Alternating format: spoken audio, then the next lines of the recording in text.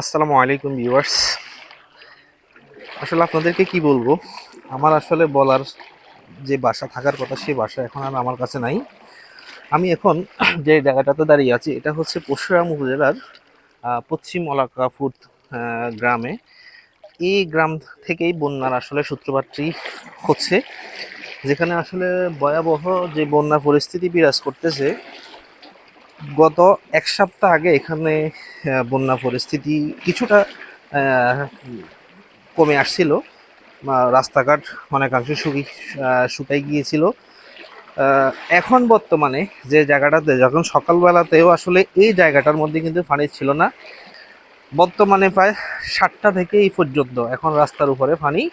যেটা আসলে আপনাদেরকে আমি যেটা দেখাচ্ছি যে মানুষের এখন আবার হাহাকার, এই এলাকার মানুষের আবার হাহাকার শুরু হয়েছে।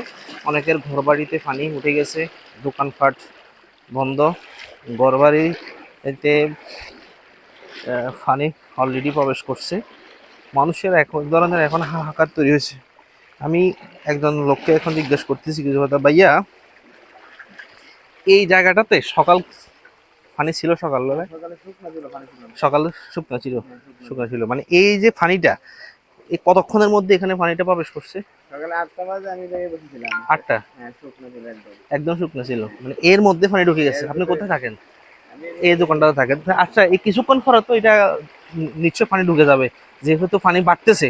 কমতেছে না বাড়তেছে? এখন একটু হালকা কমছে, আগে ওই এত এটা পানি ছিল। ও, এখন একটু কমতেছে মনে একটু হচ্ছে। হালকা কমছে। তাহলে তো সুসংবাদ। অনেকে বলতেছে নাকি পানি বাড়তেছে, আমরা তো মাত্র আসছি, আসলে পানি বাড়তেছে নাকি কমতেছে সেটা তো বুঝতেছি না। কিন্তু পানি যে ভয়াবহতা বোঝা যাচ্ছে যে পানি হয়তো যদি বৃষ্টি বৃষ্টি হলে আবার বেড়ে যাবে। বেড়ে যাবে। কারণ এই পানিগুলা কোথাকার পানি? এটা হচ্ছে ইন্ডিয়ার পানি। ইন্ডিয়ার পানি। তাহলে বোঝা যাচ্ছে ইন্ডিয়ার পানি। যদি পানি তো বাড়ে তাহলে আপনি কোথায় থাকবেন? ওটা যদি পানি উঠে যায় তাহলে ওই ছাদে উঠতে হবে। ছাদে উঠতে হবে? এটা উঠার জায়গা আছে? হ্যাঁ, এই উপরে একটা জায়গা আছে। তো না, যদি বৃষ্টি হয় তখন থাকবেন কোথায়? এটা তো একটা এখন বিষয়। তো কষ্টের মাঝে পড়ে যাবে আর কয়ের মাঝে পড়ে যাবেন। আচ্ছা প্রিয় দর্শক, আপনাদেরকে যে জিনিসটা দেখালাম যে একজন লোক বলতেছে নাকি পানি একটু একটু করে কমতেছে, কিন্তু আমি যে জিনিসটা দেখতে পাচ্ছি কমার কোনো অবকাশ আমি এই মুহূর্তে দেখতেছি না। যেহেতু পানির যে তীব্রতা, যে ভয়াবহতা প্রচুর, এটা আসলে অনেক বেশি পরিমাণে পানি।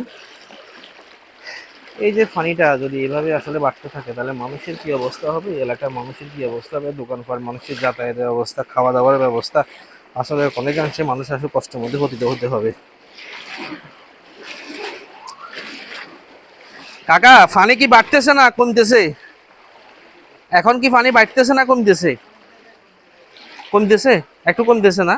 তাহলে তো ভালো হয়েছে, 6 ইঞ্চির মতো কমছে। তো এটা তো সকাল পর্যন্ত ছিল না। 8টা থেকে না? হ্যাঁ, হ্যাঁ, এত পানির এত তীব্রতা। আপনাদের এখন ঘরে কি পানি উঠছে? না, এখন উঠছে না। আপনাদের ঘর থেকে পানি নামছে তো বেশি বেশি সময়, বেশি দিন লাগে নাই, এর মধ্যে আবার উঠে। জি, 15 দিন আগে পানি গেছে, এখন আবার উঠে গেছে পানি। তাই হ্যাঁ রে, আপনাদের কষ্ট তো সীমা নাই। যাক, আলহামদুলিল্লাহ, কথা শুনি ভালো লাগলো। আল্লাহ যে যাই করে ভালোর জন্যই করে।